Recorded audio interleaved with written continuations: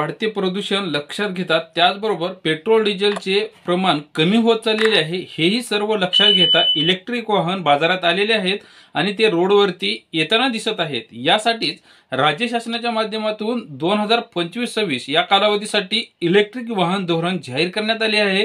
याचबरोबर इलेक्ट्रिक वाहन या बाजारामध्ये आणि वापरामध्ये जास्तीत जास्त प्रमाणात यावे आणि प्रदूषण मुक्त देश व्हावा यासाठी राज्य शासनाच्या माध्यमातून व केंद्र शासनाच्या माध्यमातून एक शासन निर्णय निर्गमित करण्यात आलेले आहे।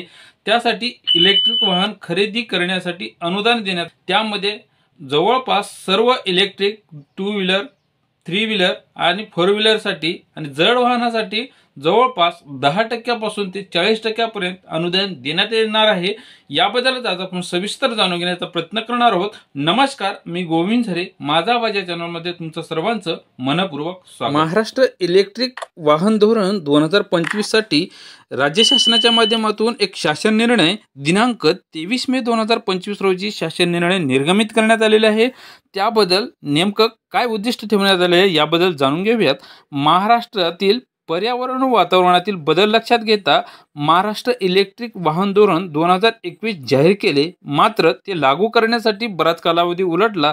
या कालावधीनंतर आता महाराष्ट्र इलेक्ट्रिक वाहन धोरण 2025 लागू करण्यासाठी ही बाब शासनाच्या विचारधानी होती।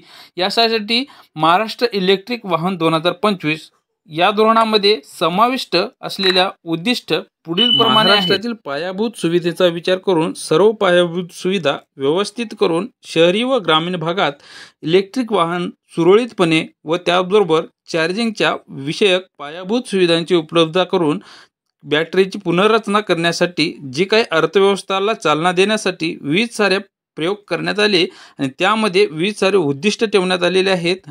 त्यामध्ये महत्त्वाचं म्हणजे वाहनाच्या सायलेन्सरमधून हरितगृह वायूंचे शून्य उत्सर्जन करून स्थानिक हवेचे प्रदूषण कमी करण्यासाठी बसेस, मालवाहतूक गाडी, शहरी उपयोगीकरिता वाहनाचा ताफा मोठ्या प्रमाणावर प्रभावीपणे लक्ष केंद्रित केले आहे आणि मोठ्या प्रमाणावर रोडवरती येत आहे आणि प्रदूषण होत आहे। यासाठी हे सर्व बाबी लक्षात घेऊन इलेक्ट्रिक वाहन बाजारात यावे व रोडवरती यावे ही उद्दिष्ट ठेवण्यात आली आहेत। त्याचबरोबर इलेक्ट्रिक वाहनांच्या वापरास चालना देण्यासाठी एक अनुदान या स्वरूपामध्ये राज्य शासनाच्या माध्यमातून देण्यात येणार आहे। त्यानंतर हे वाहने जास्तीत जास्त प्रमाणामध्ये वापर व्हावा, सार्वजनिक वाहतुकीच्या विद्युतीकरणास चालना देण्यासाठी, त्याचबरोबर आर्थिक भार कमी करण्यासाठी इलेक्ट्रिक वाहनांच्या चार्जिंग विषयक पायाभूत सुविधांचे मजबूतीकरण करून इलेक्ट्रिक वाहनांचे उत्पादन करण्यासाठी अनुकूल परिस्थिती निर्माण करून हे सर्व बाबी लक्षात घेऊन संशोधन व विकासाला प्रोत्साहन देण्यासाठी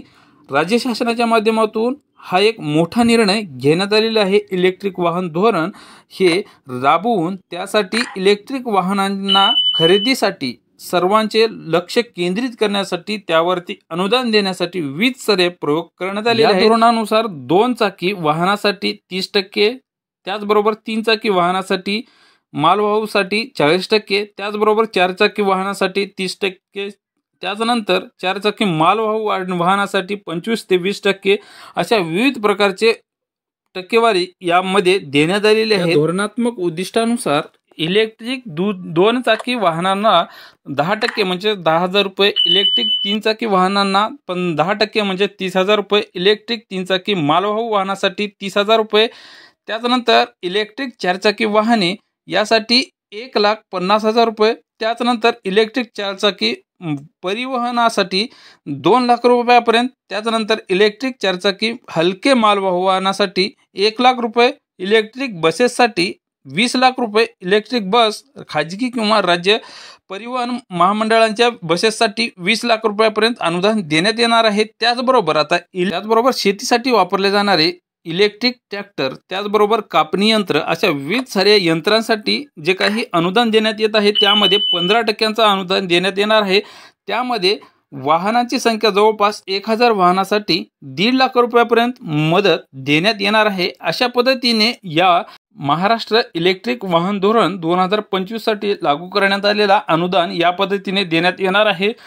इलेक्ट्रिक वाहन हे कितपत योग्य आहे आणि त्याचे दृष्टिकोन उद्दिष्ट या राज्य शासनाच्या माध्यमातून कोणते उद्दिष्ट ठेवण्यात आलेले आहेत याबद्दल थोडक्यात जाणून घेण्याचा प्रयत्न केलेला आहोत।